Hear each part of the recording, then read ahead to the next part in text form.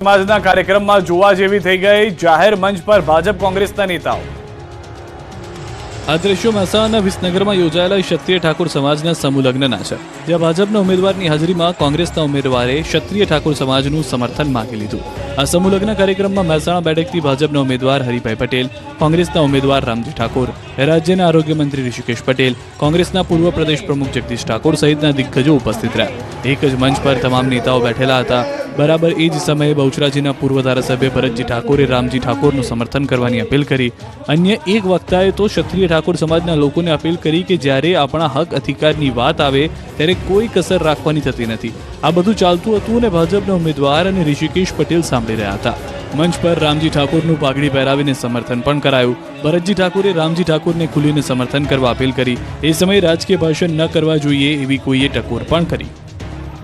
પ્રાથમિક સુવિધાથી વંચિત વડોદરાની 15 સોસાયટીના રહીશોની ચૂંટણી બહિષ્કારની ચીમકી। ચૂંટણી નજીક આવતા જ લોકોને આશા હોય કે તેઓ મત આપશે અને નેતાજી પ્રાથમિક સુવિધાઓ વધારશે, પરંતુ વડોદરાના કારેલીબાગમાં 15 સોસાયટીના રહીશો એટલી હદે કંટાળ્યા કે ચૂંટણીનો બહિષ્કારની ચીમકી ઉચ્ચારી દીધી। નાગરિકોએ વિરોધ દર્શાવતા બેનર સાથે પોતાની નારાજગી વ્યક્ત કરી। સ્થાનિકોના મતે છેલ્લા ઘણા વર્ષોથી રોડ, રસ્તા, ડ્રેનેજ અને સ્ટ્રીટ લાઇટ જેવી પ્રાથમિક સુવિધાઓ આપવામાં પણ પ્રશાસન નિષ્ફળ સાબિત થયું છે। જનતાના જે પ્રતિનિધિઓને આજ દિવસ સુધી મત આપ્યા તેના બદલે કંઈ જ ન મળ્યું। રોષે ભરાયેલા સ્થાનિકોએ કહ્યું કે વોટ વેડફવા કરતા ચૂંટણી બહિષ્કારનો માર્ગ યોગ્ય છે। જ્યાં સુધી મ્યુનિસિપલ કમિશનર લેખિત બાંહેધરી નહીં આપે ત્યાં સુધી આંદોલન યથાવત રહેશે। મહત્વનું છે કે આ વિસ્તારમાં લોકો રસ્તા, ડ્રેનેજ, સ્ટ્રીટ લાઇટ સહિતની સ્થાનિક સુવિધાઓથી વંચિત છે। દર વખતે ચૂંટણી આવે અને અહીંના લોકોને આશા જાગી કે હવે તો સુવિધા મળશે જ, પરંતુ આ વખતે તો તેઓ ચૂંટણી પહેલા જ ધુઆપુઆ થયા અને મતદાન નહીં કરીને ચૂંટણી બહિષ્કારનો માર્ગ અપનાવ્યો। ચૂંટણીને લઈને અમદાવાદમાં તૈયારીઓ પૂરજોશમાં। મતદારના માટે 26 લાખથી વધુ શાહીની બોટલો તૈયાર કરાઈ। આગામી 7 મેના રોજ ગુજરાતમાં યોજાવાનું છે મતદાન, જેને લઈ અમદાવાદ જિલ્લા વહીવટી પ્રશાસને તમામ તૈયારીઓને આખરી ઓપ આપવાનું શરૂ કરી દીધું છે। ત્યારે આજે આપને અમે મતદાન પહેલા આંગળી પર લગાવવામાં આવતી સ્યાહી વિશે જણાવીશું। શું તમે જાણો છો કે આ સ્યાહીનો ઉપયોગ કેમ કરવામાં આવે છે? આ સ્યાહીની શું વિશેષતાઓ છે? બોગસ વોટિંગ ન થાય તે માટે અવિલોપ્ય સ્યાહીનો ઉપયોગ કરવામાં આવે છે। ચૂંટણી પંચે કર્ણાટકની મૈસૂર પાઇન્ટ્સ એન્ડ વાર્નિક લિમિટેડને સ્યાહી બનાવવાનો અધિકાર આપવામાં આવ્યો છે। ભારત સહિત ઘાના, મલેશિયા, દક્ષિણ આફ્રિકા સહિત 25 દેશમાં આ સ્યાહી મોકલવામાં આવે છે। આ સ્યાહીમાં સિલ્વર નાઇટ્રેટ નામનું કમ્પાઉન્ડ આવે છે, જે અલ્ટ્રાવાયોલેટ લાઇટ કે પછી સનલાઇટ સાથે રિએક્ટ કરે છે। 2 થી 4 સપ્તાહ સુધી આંગળી પરથી રંગ નીકળતો નથી। કોઈ વ્યક્તિ એક વખત મતદાન કરી શકે તે માટે સ્યાહીનો ઉપયોગ કરવામાં આવે છે। અમદાવાદના ડેપ્યુટી કલેક્ટરે આ અંગે માહિતી આપતા જણાવ્યું કે આ વખતે સ્યાહી બનાવતી કંપનીએ લોકસભાની ચૂંટણી માટે 26 લાખથી વધુ બોટલ તૈયાર કરી છે। મતદાન વખતે આ સ્યાહીનો ઉપયોગ કરવામાં આવશે। આણંદના ઉમરેઠ પંથકમાં દીપડાનો આતંક, પશુનું મારણ કરતા ફફડાટ ફેલાયો। ઉમરેઠના ગ્રામ્ય વિસ્તારમાં સન્નાટો છવાયેલો છે। અહીંના સુરેલી ગામ નજીક દીપડાએ એવો તો આતંક મચાવ્યો કે લોકોમાં ભયનો માહોલ છવાયો। સુરેલી ગામના સીમ વિસ્તારમાં કેટલાક દિવસોથી દીપડાના આંટા ફેરા હતા। આ વિસ્તારમાં દીપડાના પગલા પણ દેખાયા હતા। આ દરમિયાન વહેલી સવારે સીમ વિસ્તારમાં પશુનું મારણ કરતા ગ્રામજનોમાં ફફડાટ ફેલાયો। અગાઉ પણ દીપડાએ 3 બકરીઓનું અહીં મારણ કર્યું હતું। હવે ફરી પશુનું મારણ કરતા લોકોમાં ડર ફેલાયો છે। એક તરફ વારંવાર દીપડાની હાજરી હોવા છતાં બીજી તરફ વન વિભાગ દ્વારા કોઈ કાર્યવાહી ન કરાતા ગ્રામજનોમાં રોષ ભભૂકી ઉઠ્યો છે। છેલ્લા કેટલાય દિવસોથી આ વિસ્તારમાં દીપડાની હાજરી છે। આ દરમિયાન પહેલા બકરીઓ અને હવે અન્ય એક પશુનું મારણ કર્યાની ઘટના બની છે। પશુઓનું મારણ કરતા અહીં પશુપાલકો પોતાના માલઢોરને ઘરમાં જ રાખવા મજબૂર બન્યા છે। દીપડાના ડરથી ખેડૂતો ખેતરે જતા પણ ડર અનુભવી રહ્યા છે। સુરેલી ગામ અને આસપાસના વિસ્તારના સ્થાનિકોએ દીપડાને પાંજરે પૂરવા વન વિભાગને અપીલ કરી છે। પાણીની પાઇપલાઇનમાં ભંગાણ સર્જાતા સુરેન્દ્રનગરના રસ્તા પર પાણી લોકોમાં ભારે રોષ। એક તરફ લોકો પાણી માટે ટળવળે છે, ત્યારે બીજી તરફ સુરેન્દ્રનગરમાં ભર ઉનાળે ચોમાસા જેવો ઘાટ ઘડાયો। અહીં પાણીની પાઇપલાઇનમાં ભંગાણ થયું અને રસ્તા પર પાણીનો વેડફાટ થયો। સુરેન્દ્રનગર બસ સ્ટેન્ડ નજીકના આ દ્રશ્યો છે। મોડી રાત્રે પાઇપલાઇનમાં ભંગાણ થતા રસ્તા પર પાણી ફરી વળ્યા। સુરેન્દ્રનગર વઢવાણ રોડ પર આવેલા બસ સ્ટેન્ડ નજીક પાઇપલાઇન તૂટી જતા હજારો લીટર પાણી રસ્તા પર વહી ગયું। બસ સ્ટેશન પરના મુખ્ય રસ્તા પર તેમજ નજીકમાં આવેલ પેટ્રોલ પંપમાં પણ પાણી ઘૂસી ગયા હતા।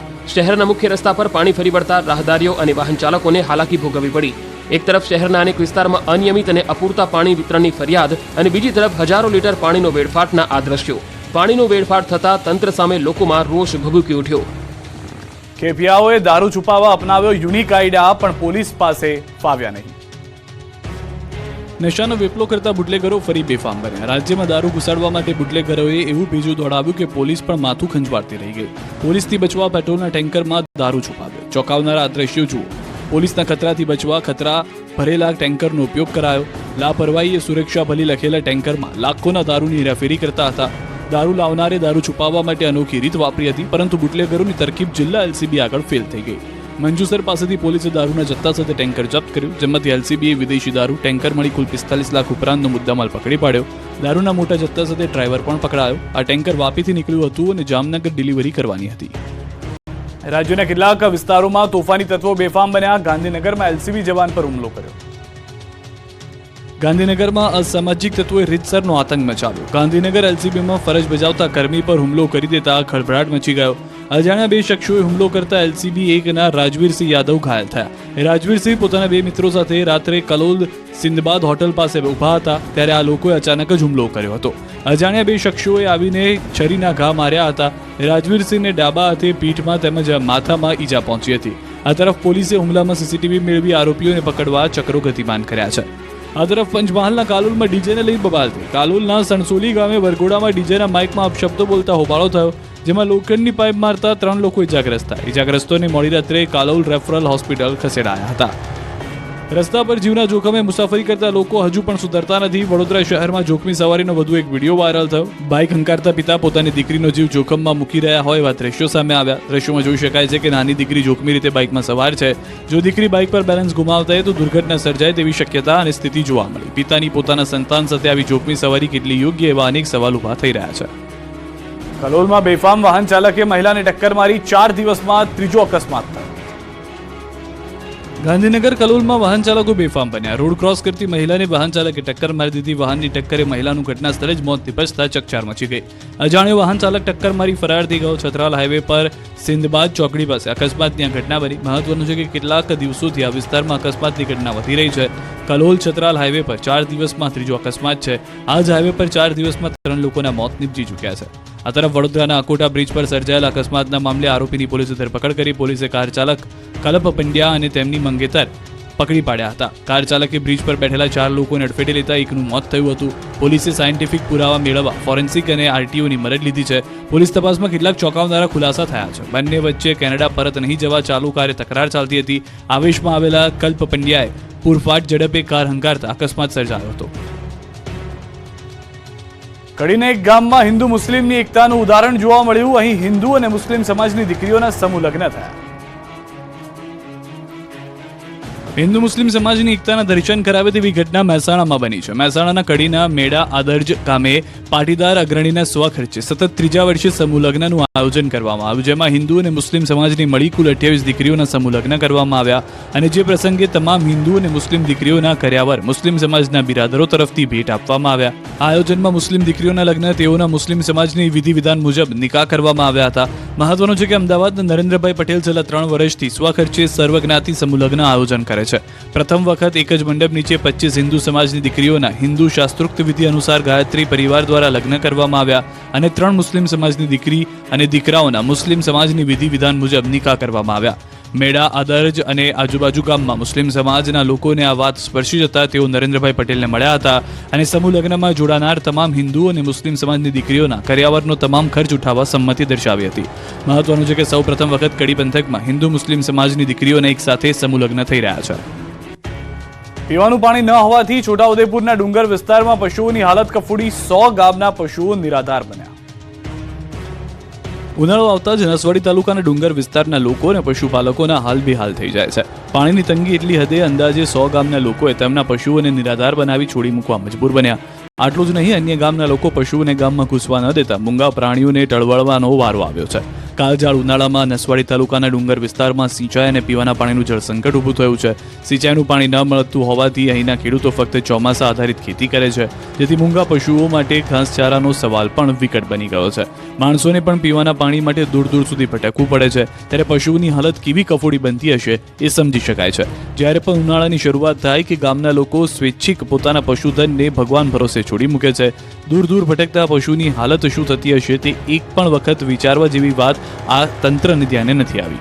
અહીંના લોકોનું એવું કહેવું છે કે ગમે તેમ કરીને તેમના પશુઓને જીવ બચાવવાનો તેઓ પ્રયાસ કરે છે. તો કેટલાક લોકોનું એવું પણ કહેવું છે કે કેટલાક પશુઓના મોત પણ થઈ જાય છે. ચોમાસા પહેલા જો પરત આવે તો તેમનું નસીબ. પશુઓને છોડીને તેઓ પોતાના પરિવાર સાથે કચ્છ અને સૌરાષ્ટ્ર તરફ જતા રહે છે. અહીંના લોકોનું કહેવું છે કે રોજગારી માટે અહીં કોઈ વ્યવસ્થા ન હોય, ના છૂટકે તેઓએ પલાયન કરવાની પરિસ્થિતિ અથવા તો માદરે વતન જવું પડે તેવી સ્થિતિ છે. ભર ઉનાળે ભાવનગરના ચેકડેમ જર્જરિત હાલતમાં. અંતરિયાળ વિસ્તારના અનેક વિસ્તારોમાં પાણીની પારાયણ શરૂ.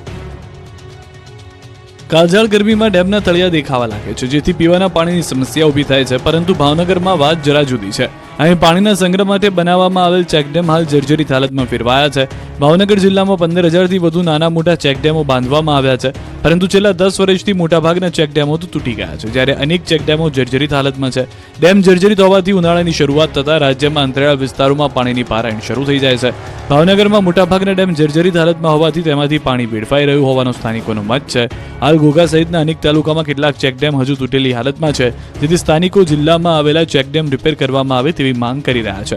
ચેકડેમ રિપેર કરી તેમાં પાણીનો સંગ્રહ શક્ય બનશે અને પાણીના તળ ઊંચા આવશે, જેથી પાણીનો પ્રશ્ન હલ થશે, સાથે ખેતી માટે પણ ફાયદો થઈ શકે તેમ છે. કાળઝાળ ગરમીમાં સ્ટેચ્યુ ઓફ યુનિટીના સફારી પાર્કમાં વિશેષ વ્યવસ્થા કરવામાં આવી છે.